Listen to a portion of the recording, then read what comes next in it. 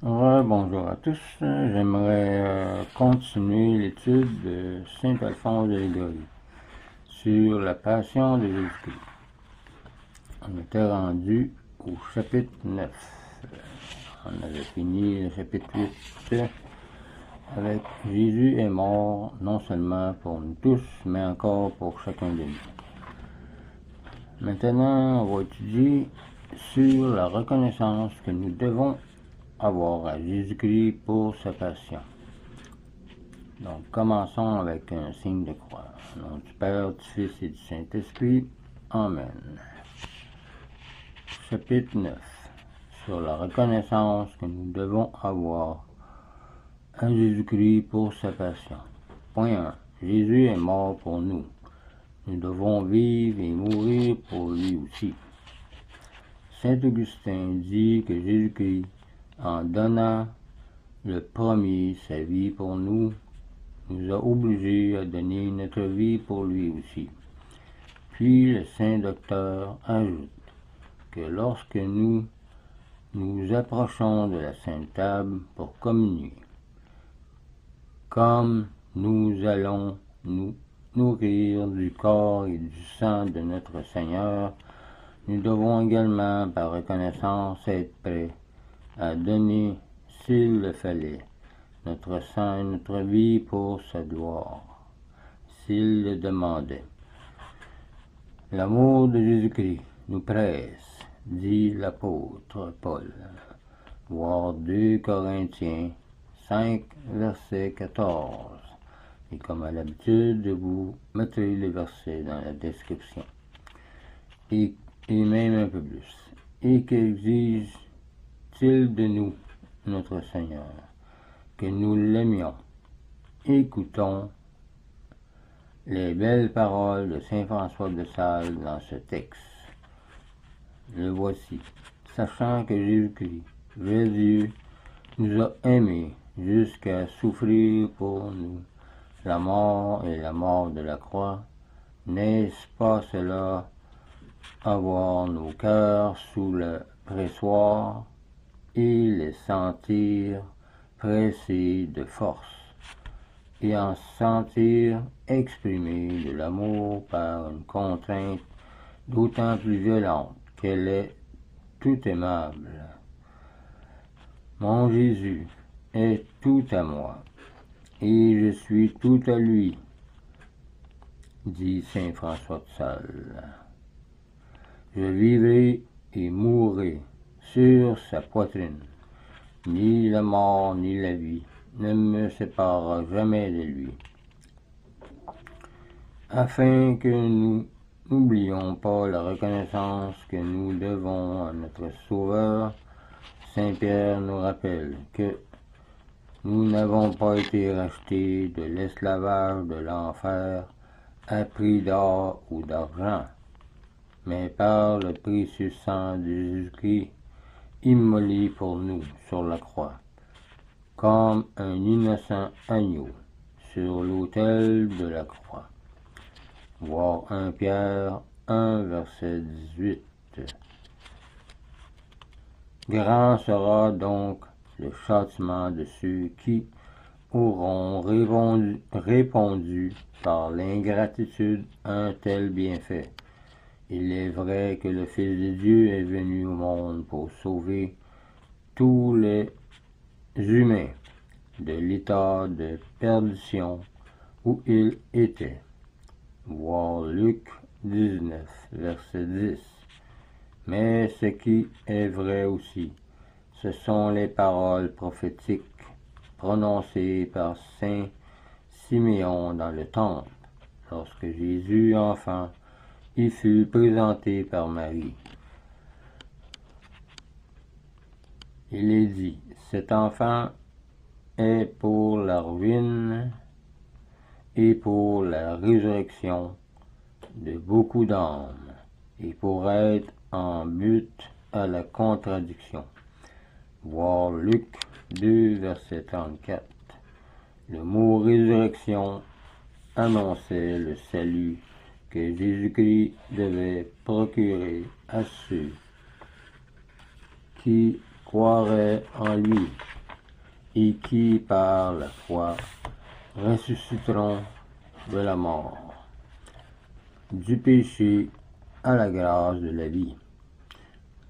Mais par le mot ruine, le saint vieillard a prédit en même temps que bien des malheureux ne feraient qu'empirer leur état par leur ingratitude envers le Fils de Dieu, descendu sur la terre pour s'exposer aux traits de ses ennemis et à l'ennemi, qui est Satan. Cela se vérifia littéralement lorsque le Sauveur supporta toutes les calomnies, toutes les injures et tous les mauvais traitements que les Juifs tramèrent contre lui. À présent, Jésus-Christ est en but à la contradiction non seulement des Juifs qui refusent de le reconnaître pour leur Messie, mais encore des chrétiens qui répondent à son amour par des offenses et par le mépris de ses préceptes. Faisons attention à nos paroles et à nos pensées. Notre Rédempteur, dit saint Paul, est allé jusqu'à donner sa vie pour nous, afin de se rendre maître absolu de nos cœurs par le moyen de l'amour qu'il nous a témoigné en mourant pour nous sur la croix. Voir Romains 14, verset 9. Ainsi conclut l'apôtre. Après avoir été rachetés par le sang de Jésus-Christ, nous ne nous appartenons plus à nous-mêmes maintenant. Soit que nous vivions, soit que nous mourions, nous sommes au Seigneur. Voir Romains 14, verset 8.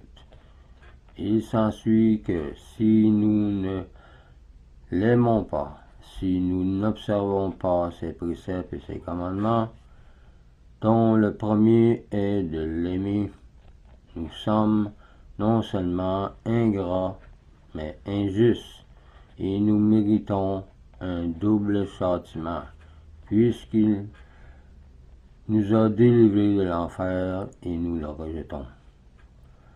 Le devoir d'un esclave racheté par Jésus-Christ des mains du démon est de se consacrer tout entier à l'amour et au service de son divin Maître, à la vie et à la mort. Saint Jean Chrysostome fait une belle réflexion sur le passage cité de saint Paul. Dieu, dit-il, s'occupe de nous, plus que nous ne nous en occupons nous-mêmes. Il regarde notre vie comme un bien, et notre mort comme un mal pour lui. Si donc nous venons à mourir spirituellement, notre mort est une perte, non seulement pour nous, mais encore pour Dieu. Oh, quelle gloire et quelle consolation pour nous de pouvoir dire, en vivant dans cette vallée de l'âme, au milieu de tant d'ennemis, d'obstacles et de tant de périls qui nous menacent, nous pouvons dire, nous appartenons à Jésus-Christ.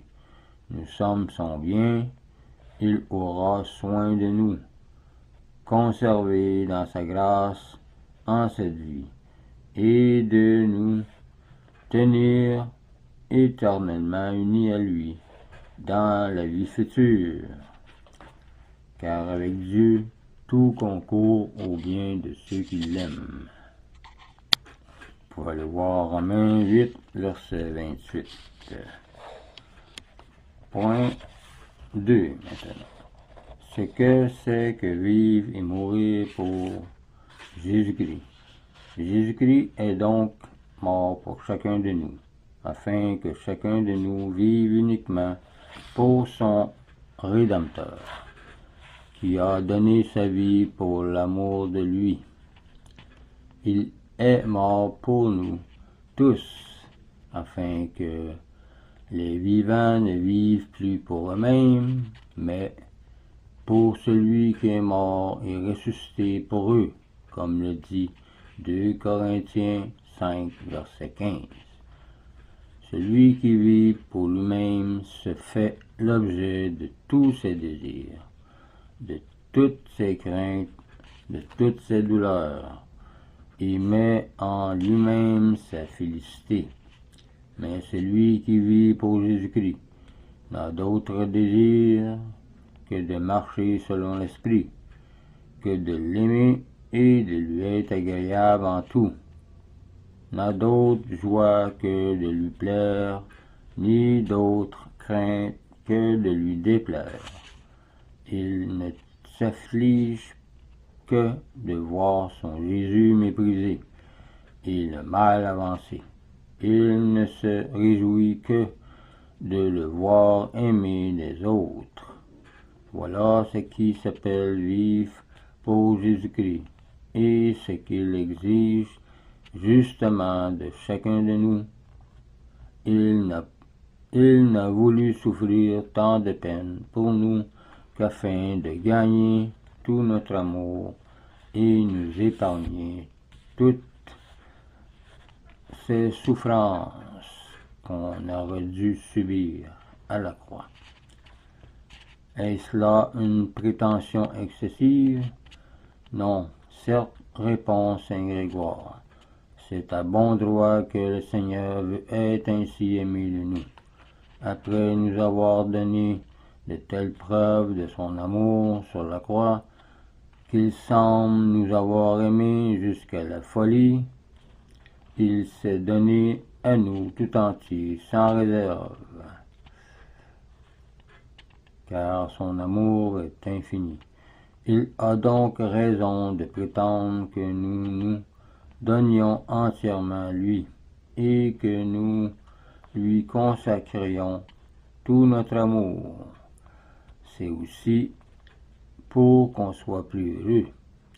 Si nous lui en ôtons une partie, en aimant quelque chose hors de lui, ou non pour lui, il a juste sujet de se plaindre de nous, car alors nous ne l'aimons pas comme nous le devrions, dit saint Augustin et plusieurs saints. Que pouvons-nous aimer hors de Jésus-Christ, sinon des créatures? Pourquoi ne pas aimer le Créateur plus que les créatures?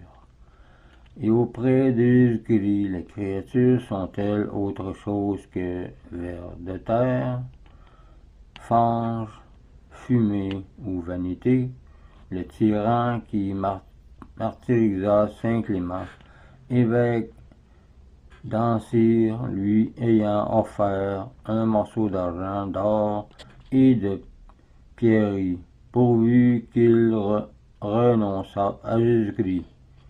Mais le saint poussa un profond soupir et s'écria: Ah, mon Jésus, vous qui êtes un bien infini et qui avez créé le monde entier, comment souffrez-vous que les hommes vous estiment moins que la boue, que de la boue?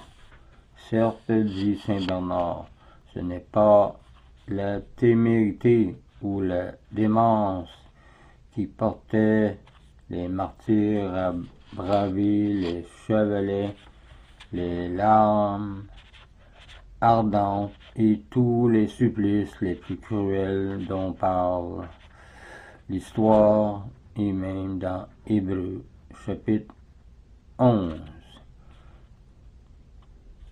C'est l'amour dont il brûlait pour Jésus-Christ, en le voyant mort sur la croix pour leur amour. Contentons-nous de citer l'exemple de saint Marc et de saint Marcelin. après leur avoir fait clouer les mains, les pieds. Le tyran leur reprochait comme une folie de vouloir souffrir un tel tourment plutôt que de renier Jésus-Christ. Mais ils répondirent qu'ils n'avaient jamais éprouvé de délices plus douces que celles qu'ils goûtaient en se voyant percer dans ses clous pour leur divin maître. Tous les saints, pour plaire à Jésus-Christ, si maltraités, si humiliés pour nous, ont embrasé avec joie la pauvreté, la persécution, les mépris, les maladies, les douleurs et la mort. Les âmes qui ont épousé le Sauveur sur la croix ne trouvent rien de plus glorieux que de porter les insignes de Jésus crucifié. Ces insignes sont les souffrances de notre Sauveur, qui nous sauve de tout. Écoutons ce que dit saint Augustin encore. À nous qui croyons par la foi qu'un Dieu est mort sur la croix pour notre amour, il n'est pas permis de l'aimer faiblement. Aucune affection ne doit trouver place dans notre cœur si ce n'est pour celui qui a voulu mourir crucifié pour l'amour de nous. Unissons-nous donc tous à Saint Paul, même si on est marié. Car quand on est marié, on doit aimer aussi son épouse ou son époux, mais sans que Dieu soit à part. Et répétons comme Paul. Avec lui, j'ai été crucifié avec Jésus-Christ. Si je vis, ce n'est plus moi qui vis, c'est Jésus-Christ qui vit en moi, lui qui m'a aimé au point de se livrer pour moi. Voir Galates 2, versets 19 et 20. Saint Bernard aussi, commentant ces paroles, s'exprime ainsi. Voici ce que l'apôtre fait entendre, et ce que doit dire comme lui quiconque aime Jésus crucifié.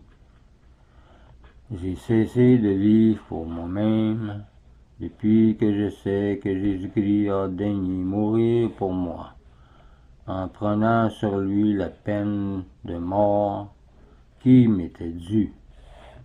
C'est pourquoi je suis mort à toutes les choses du monde. Je suis inattentif et insensible comme un mort à tout ce qui n'est pas pour Jésus-Christ et pour le bien. Mais s'il se présente des choses qui regardent son bon plaisir et sa gloire, elles me trouvent vivant et prêt à embraser quoi que ce soit. Les travaux, les humiliations, les souffrances et la mort même. Ma vie, c'est le Christ, dit saint Paul. Voir Philippiens 1, verset 21. Ajoutait Paul, c'est-à-dire Jésus-Christ, est ma vie, car il est mon unique pensée, mon unique but, mon unique espérance, mon unique désir, parce qu'il est tout mon amour. Donc on doit s'offrir à Dieu comme c'est marqué dans Romains 12, versets 1 à 3. Il est dit encore, la promesse est certaine. Si nous mourons avec Jésus-Christ, nous vivrons éternellement aussi avec lui. Si nous supportons patiemment les souffrances avec Jésus-Christ, nous régnerons aussi avec Jésus-Christ. Voir 2 Timothée 2, versets 11 et 12. Les rois de la terre, après la victoire, font part des biens acquis à ceux qui ont combattu avec eux. De même, au jour du jugement, notre Seigneur fera part des biens célestes à tous ceux qui auront travaillé et souffert pour sa gloire. Mourir avec Jésus-Christ, c'est renoncer à soi-même, c'est-à-dire se refuser les satisfactions qu'on ne peut se donner sans renoncer à Jésus-Christ, qui au grand jour des comptes, si nous l'avons renié, nous reniera justement à son tour. Il refusera de nous reconnaître pour siens. Voir 2 Timothée 2, verset 12. Et même Matthieu 25, verset 31 à 46.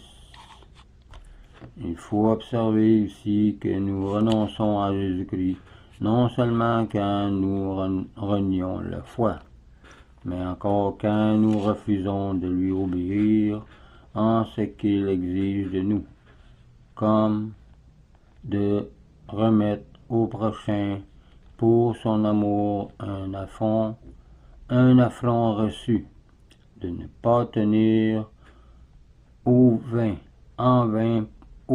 points d'honneur. Pour son amour, un affront reçu de ne pas tenir aux 20 points d'honneur, de rompre une liaison qui nous met en danger de perdre l'amitié de Jésus-Christ. Donc, faire attention à la façon qu'on aime le prochain. Et aussi de mépriser la crainte de passer pour ingrat devant les hommes et les femmes, puisque nous devons être avant tout reconnaissants envers Jésus-Christ qui a donné son sang et sa vie pour nous, ce que n'a fait aucune créature. Prions. Ô amour de Dieu, comment peux-tu être si méprisé des humains, ô hommes voyés et aux hommes et aux femmes voyés sur cette croix, le Fils de Dieu s'immolant comme un innocent agneau pour expier vos péchés et gagner ainsi votre amour. Regardez-le, contemplez-le et aimez-le. Mon Jésus infiniment aimable, ne permettez plus que je sois ingrat envers vous. Après tant de bonté, aidez-moi à me perfectionner. Par le passé, j'ai vécu dans l'oubli de votre amour et de tout ce que vous avez souffert pour moi. Mais à l'avenir, je ne veux plus penser qu'à vous aimer et m'efforcer de vous aimer et d'aimer le prochain comme moi-même. Ô plaie de Jésus-Christ, blessez-moi d'amour au sang de Jésus, enivrez-moi d'amour et de votre paix. Ô mort de Jésus, faites-moi mourir à tout amour qui n'est pas pour vous. Mon Jésus, je vous aime par-dessus toute chose, je vous aime de toute mon âme, ou je sais, je vous aime plus que mon âme, je vous aime, et parce que je vous aime, je voudrais mourir de douleur en pensant que j'ai tant de fois méprisé votre grâce, mais votre pardon est toujours là pour me secourir. Ah, par vos mérites, mon Sauveur crucifié, donnez-moi votre amour et votre paix et votre force, et faites que je sois tout à vous.